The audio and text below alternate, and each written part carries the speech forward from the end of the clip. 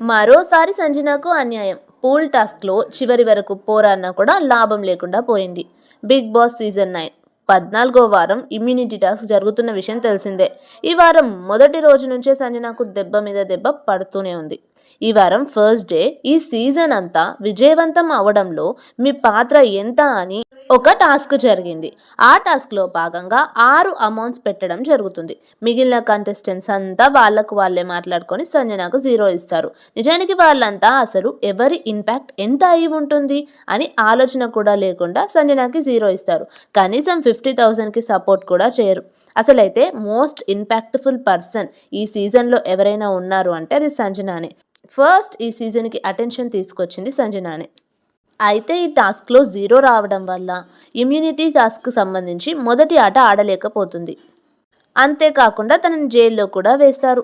సర్లే అని అందులో నుంచి తేరుకొని వచ్చేలోపు బిగ్ బాస్ తదుపరి ఆటలో ఆడకుండా ఒకరిని హౌస్మేట్స్ అంతా కలిసి తీసేయొచ్చు అని చెప్పడంతో మళ్ళీ కూడా సంజనానే టార్గెట్ చేస్తారు.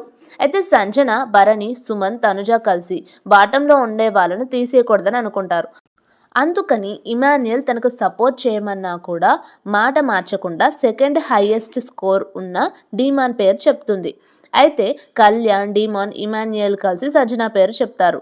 అయితే తనను తాను ప్రొటెక్ట్ చేసుకోవడానికి డీమాన్పై ఓటుని ఇమాన్యుయల్కి మార్చుకుంటుంది సంజన. ఇక్కడ తనుజ తన మాటను ఫ్లిప్ చేసి తన ఓటును కావాలని సంజనకు వేస్తుంది. మళ్ళీ సంజన ఆట నుంచి తప్పుకోవాల్సి వస్తుంది.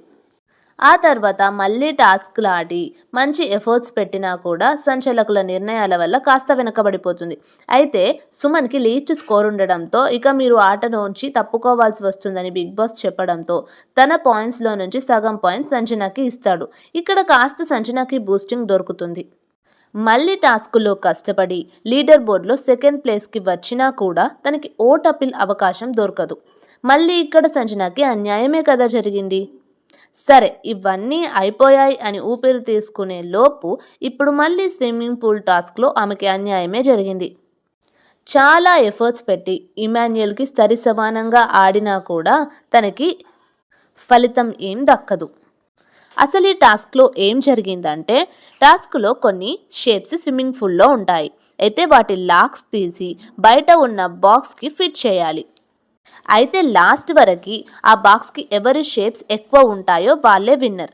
అయితే ఈ టాస్క్లో ట్విస్ట్ ఏంటంటే గెలిచిన వాళ్ళకి మాత్రమే 150 పాయింట్స్ వస్తాయి, మిగిలిన వాళ్ళిద్దరికి 0 పాయింట్స్.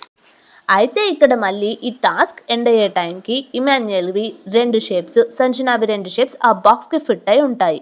ఈ టాస్క్ విజేత ఎవరని సంచాలక్ భరణిని బిగ్ బాస్ అడుగుతాడు. ఎండ్ అయ్యే టైంకి ఇద్దరి షేప్స్ 2 పెట్టున్నాయని భరణి చెప్తాడు బిగ్ బాస్కి. మళ్ళీ భరణిని బిగ్ బాస్ విజేత ఎవరో అనౌన్స్ చేయమని అడుగుతాడు. అప్పుడు భరణి అయితే ముందు పెట్టింది మాత్రం ఇమాన్యుయలే కాబట్టి అతనే విన్నర్ అని అనౌన్స్ చేస్తాడు. అప్పుడు సంజన అలా ఎలా అన్నా మీరు టై అయ్యిందని చెప్పండి, అప్పుడు డెసిషన్ బిగ్ బాసే తీసుకుంటారని ఎంత రిక్వెస్ట్ చేసినా భరణి మాత్రం ఇమాన్యుయలే అని విన్నర్ని కన్ఫర్మ్ చేస్తాడు. ఇలా సంజనకి ఏదో రకంగా మళ్ళీ అన్యాయమే జరుగుతోంది. మరి మీరేమనుకుంటున్నారు? భరణి తీసుకున్న నిర్ణయం కరెక్టేనా? కామెంట్ చేయండి. వీడియో నచ్చితే ఒక లైక్ చేయండి. వీడియోస్కి హైప్ ఇచ్చి మమ్మల్ని ఎంకరేజ్